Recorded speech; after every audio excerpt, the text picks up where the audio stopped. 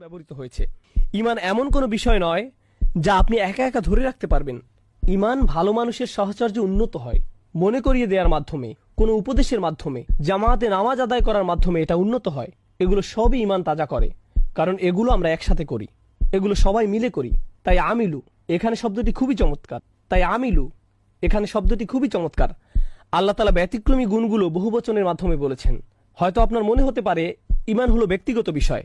আচ্ছা, ভালো কাজ হয়তো আমরা একসাথে করতে পারি, তাওয়াসাউ বিল হক, তাওয়াসাউ বিস সবর, এগুলোতে অন্য মানুষের সহায়তা লাগে, কিন্তু ঈমান তো ব্যক্তিগত বিষয়। কিন্তু এমন কি ঈমানকেও আল্লাহ তাআলা সামষ্টিক কাজ বলেছেন।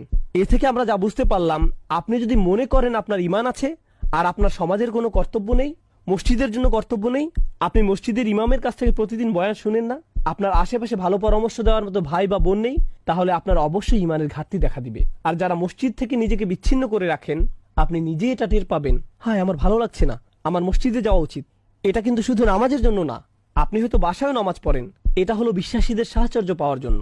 তারা একে অপরকে স্মরণ করিয়ে দেয়, তারা একসাথে নিজেদের ঈমান ভালো রাখে। দিন শেখার ক্ষেত্রেও এমনটি হওয়া উচিত।